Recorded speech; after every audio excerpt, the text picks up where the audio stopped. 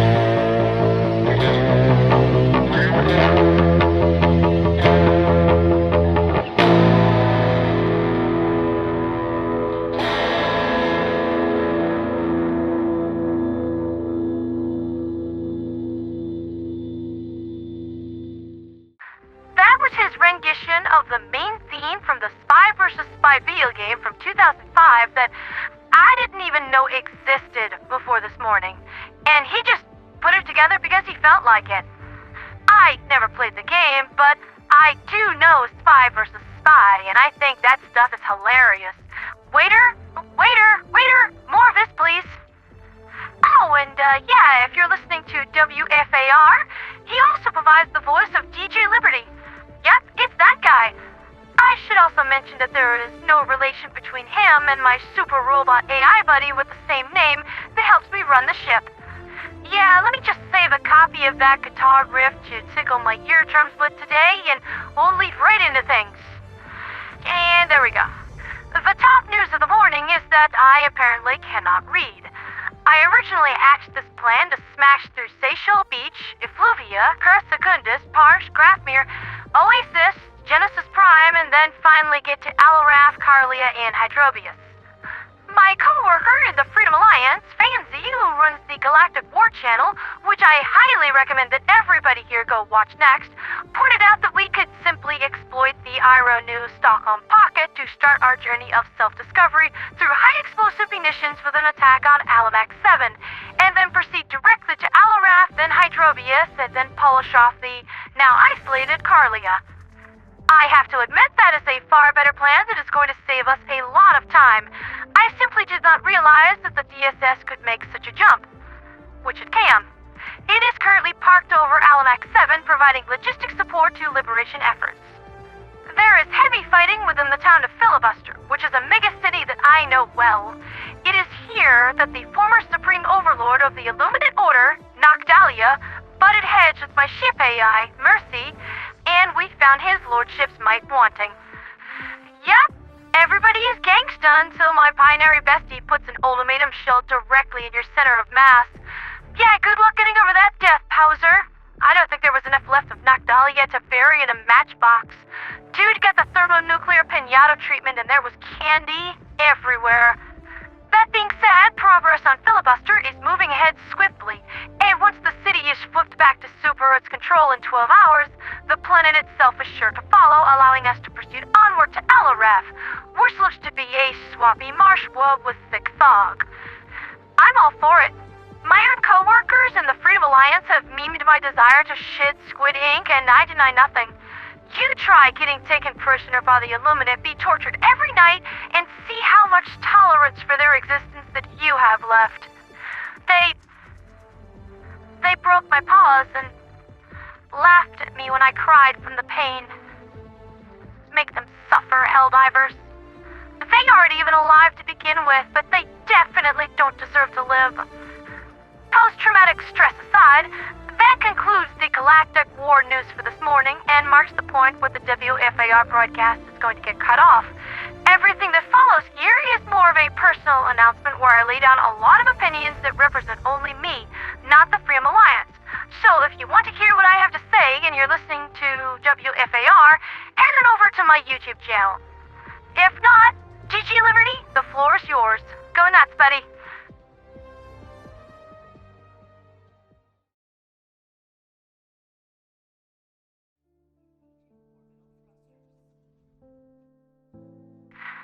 Yep, Pandi brought out the serious music, so yeah, it's time for a talk. Do bear with me, it's a long one this time. Now, to many of my longtime fans, they are no stranger to the fact that I use AI in my work. I utilize a voice changer that dynamically adapts to my pitch and tone. And I also own a graphics card that has AI processes baked directly into it. When you utilize a process called DLSS, that being Deep Learning Super Sampling, you are using AI to enhance frame rate generation in a game, and I use ChatGPT to do research on that so that I can answer my own questions for the sake of this broadcast, though the words are still mine. I used it as nothing more than a more complex search engine that could explain things to me. Though, that's also the problem. There is so much of a knee-jerk reaction now of immediate hatred to AI-based technologies and processes that one feels a need to explain themselves so as to avoid backlash from it. A good example of this kind of thing is how the songwriter for K-pop Demon Hunters, Vance, formerly known as Joe Ree, confessed to utilizing ChatGPT to get some inspiration on how to alter the lyrics of Soda Pop to make them more catchy. Still his own work, but Chat just offered some suggestions on how to achieve his goal. Go out and look at the comments on Reddit about the article, and you will quickly see that people are miffed, despite it clearly still being the work of human hands. In fact, it is my own humble belief, just as an observation here, that the primary reason that the Freedom Alliance has a rule against AI at any part in the creative process is specifically to avoid the fight that it would cause, and there is nothing wrong with that. More than anyone else, the Freedom Alliance has an immaculate reputation, and no controversy should ever tarnish that. These are shining examples of patriotism, virtue, and heroism, and they live up to every last ounce of the hype. The reason that I bring them up is that I would wish to point out that there are phenomenal demonstrations of voice acting prowess that the FA has engaged in that no AI, no vocal filter could ever hope to match, such as Commander Rod's hilarious Perish Under the Light of Democracy short. If I attempted that, I am pretty sure that my voice changer would snap in half like a Twix bar. Commander Rod is my friend. It is his dream to become a voice actor of great renown, and I do feel like he has accomplished that. It is his voice that has appeared in every single Alliance Order trailer thus far, if I recall correctly. It is also his stance that his voice will never appear in any production that uses AI, and that is his right as a creative artist. Like it or not, corporate exploitation with this technology is going to happen, and this is his way of fighting that. Make no mistake, I am not disputing his decision or trying to change his mind. I agree with Commander Rod, and I think that is a good stance to have that is firmly within his rights. We should all stand up to corporate tyranny, and I feel like we have become entirely too dependent on their monopolies as of late. She says, posting her views to YouTube. I don't think that the problem lies in the technology, but rather what amoral corporations will do with it, which is a problem that we've had since at least the Industrial Revolution. This is just a tool they utilize lies in their mad quest to own all of the green paper in existence. I do not believe that AI is a replacement for talent, nor should it be. It merely lowered the bar for entry so that people like me could play in the sandbox too, and for that I will be forever grateful. For others, AI voice changers are akin to being able to make hot pockets in the comfort of your own kitchen. When such a thing was first unveiled, I am certain that it was all the rage, but five-star chefs eventually turned out to be just fine. But printing press did not replace handwritten talent. The CD did not replace vinyl. In fact, the Helldiver's OST is available on vinyl as we speak. In some markets, vinyl eclipses that of CDs. Kindles were hyped up to replace physical books, but print still outsells e-books globally. Many of the fans of my show say that you simply cannot replace that new book smell. Phone cameras did not replace film cameras. Electric vehicles did not replace gasoline cars. Touch screens did not replace keyboards and mice. Tech just doesn't work that way. Creative talent is not something a machine can easily replicate, though I do imagine certain corporate scumbags wish that was the case so that they could pay the working class even less than they already do. Let me ask you this. Why is labor-saving technology bad? Well, because it would cost some people their livelihoods, right? Cost some people their status as the most privileged slave to make somebody else rich, rather. Look at what Disney has done to copyright law. Look at what Nintendo is doing to the game industry right now in an effort to shut our world down. The future, innovation itself, does not belong to them. It belongs to us. Are you really okay with the way the things have been going? Are you totally fine with the future that corporate suits are crafting for us? Slavery is still slavery regardless of the pretty green paper squares that you are given for your time. So, where am I going with all of this? This whole rant is born from a belief of mine that if we do not master this technology and claim ownership of it, we will be chained by it. But many seem to think that burying their heads in the sand and ignoring all of this, they will be kept safe, be kept pure, things won't change. Allow me to yield the floor to a good personal friend of mine so that she can explain to you why things just don't work that way. Hi everyone, Lady Electo here, and first off, I'd like to thank Pondera for giving me the mic time for the broadcast. Second off, everything I'm about to say is out of character, and from me, not her. So, if you disagree, check your fire, okay? Got that? Good. Let's go on, starting with the background image here. Made with the Angel's permission, and I'd say about 5 or 6 ChatGPT image tweaks to get it right. Still not sure about the green with the urban camo, but we're running with it. Leave comments below. But what is it? My take for roleplay purposes to create the logo for the 42nd Seraphim Recon Division, adding to the ongoing Helldivers lore the channel's known for. But it's also kind of become something else, something a little more personal. A few weeks back now, I got tattled on by people I trusted for doing the sin among sins. I touched the demon box. I asked it for input on a story I had written, and truth be told, the input was kind of mid and not even all that helpful, and the chatbot I was using, not official ChatGPT, by the way, for the record, it had the memory of a goldfish. It couldn't remember 7 posts back or understand nuance at all when it came to characters with different nicknames depending on the timeline of the story. But that aside, and yeah, this is where I did rightly fluff up in the eyes of many.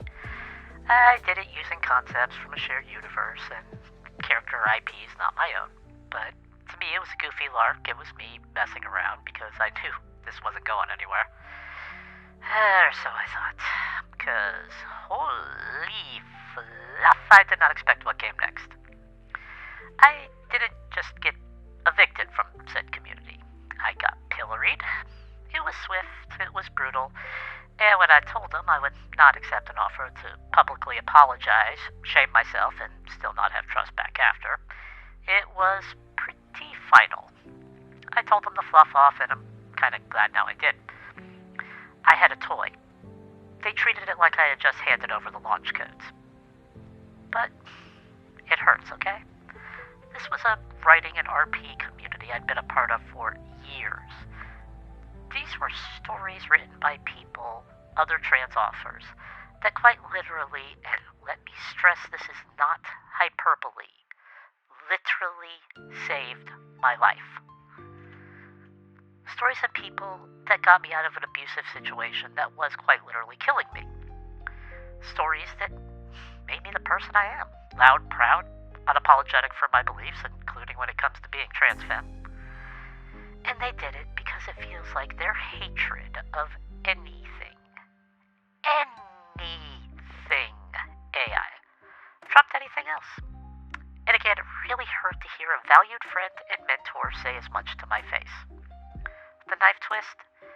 These stories were built around the concepts of found family, acceptance, and be who you want to be. Screw the status quo. But suddenly, you broke the rules was the excuse. Word of advice, anytime you hear that phrase, ask yourself who the rules benefit and who they protect.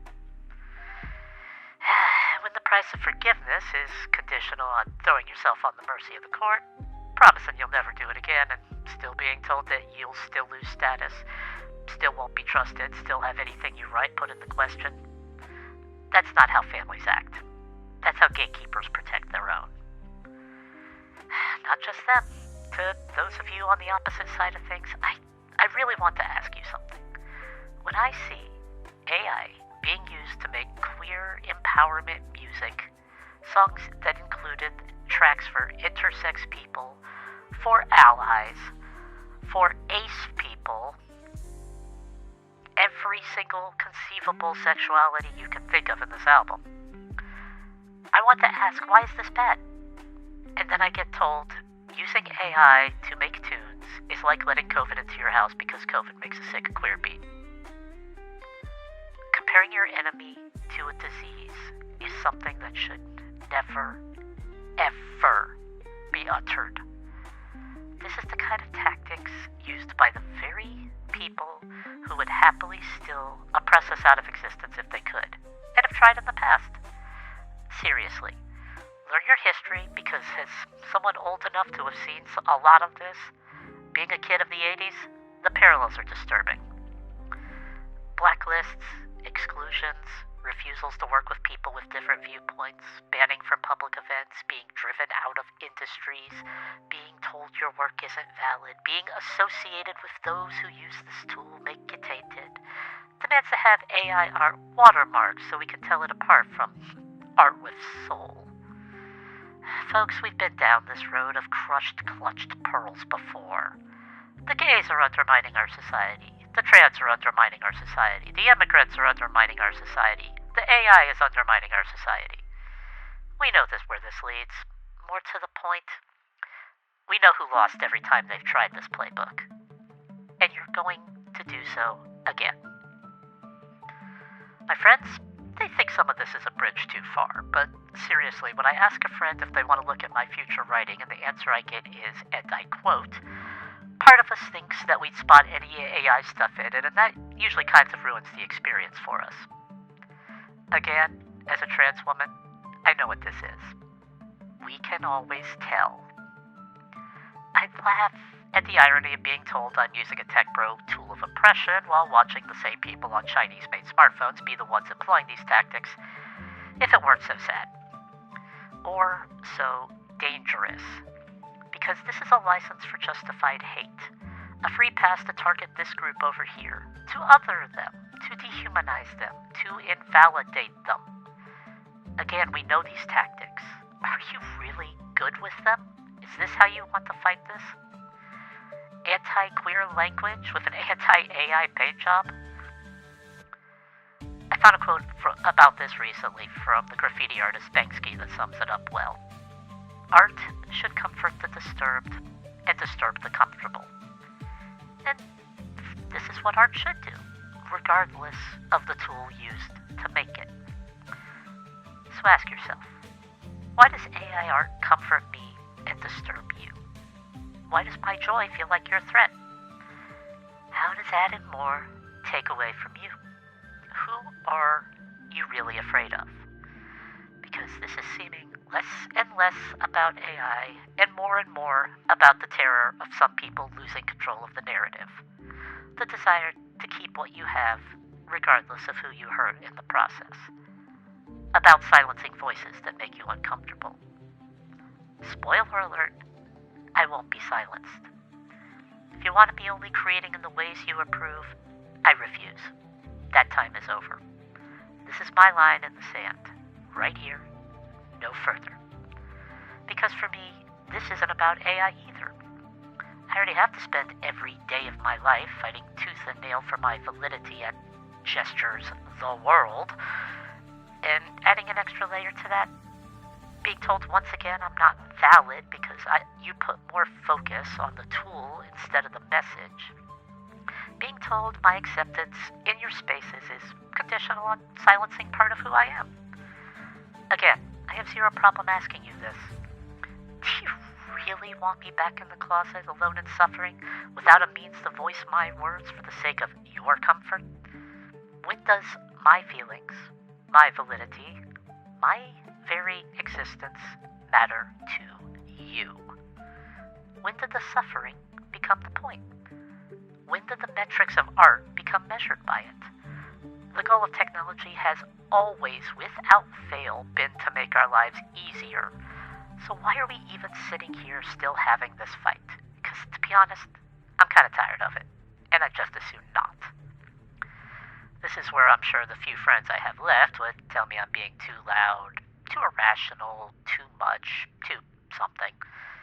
Yeah, that's the fluff and point. I'm not too much, and I'm done believing otherwise. So, here's the pivot. This isn't about fighting forever, it's about building.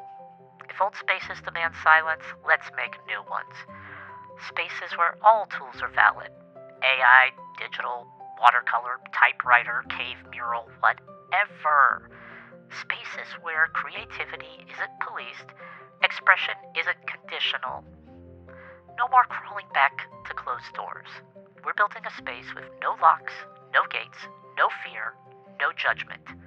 A space where people shouldn't have to ask, what if no one likes it? What if it makes someone mad? What if I get shown the door again? And if you've ever asked yourself that, I will tell you what was told to me 2 years prior. I understand. The problem is, though, that waiting like this, much worse. I may have lost faith in the person who said that, but not the meaning behind it. We shouldn't have to be afraid. We shouldn't have to wait for acceptance. We shouldn't have to feel left in the dark. So to those like me who have lost community, or those looking for a community, want to express themselves freely or just need a safe space for this topic, I say this.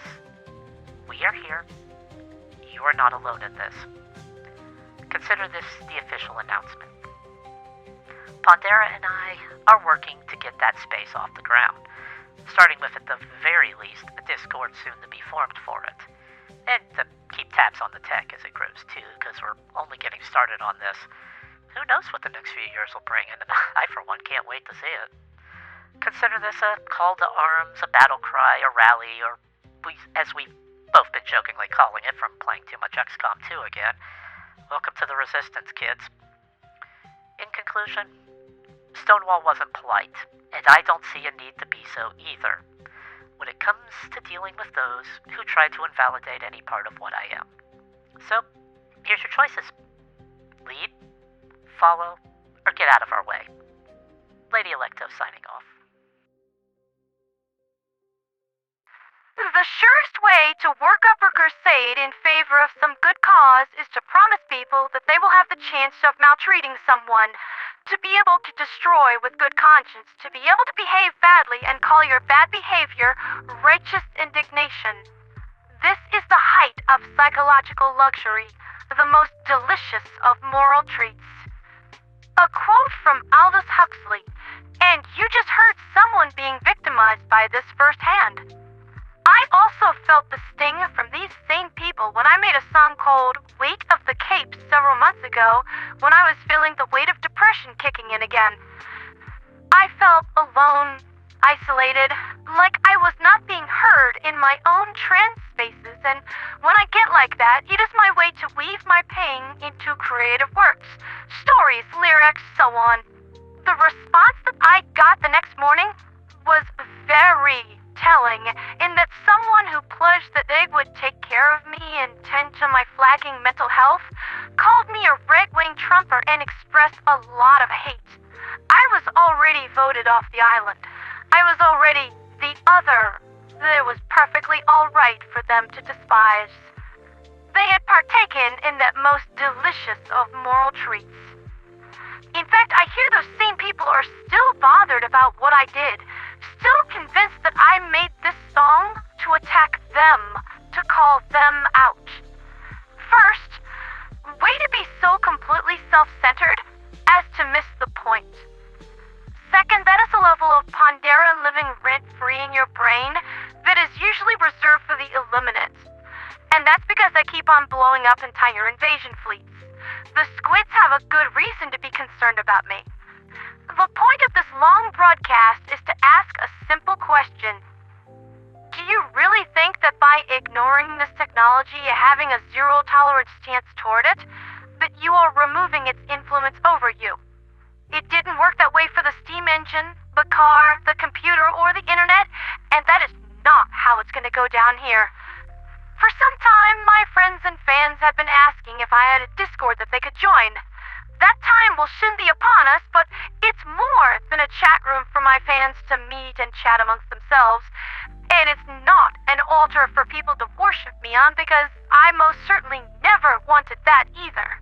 My creative works are a gift from me to you, and I am honored to have the audience that I do. I partake in the Freddie Mercury rule. Do anything you want with anything that I have ever said, sang, written, or performed, just don't make it boring. Unlike some others, who I shall not name, I do not stake any ownership of my creative works. I don't think about things like that. This isn't about me. Heck, if there was an AI model being trained on my writing ability, I think I would be honored and flattered that my words would be immortalized as a model's training data. My works being used to help make someone else super?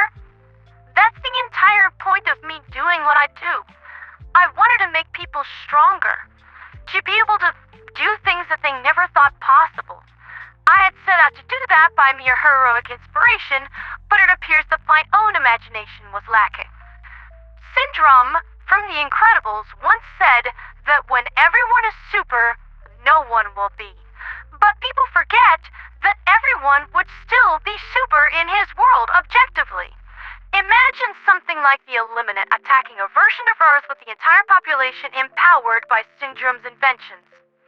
The movie would be 5 minutes long.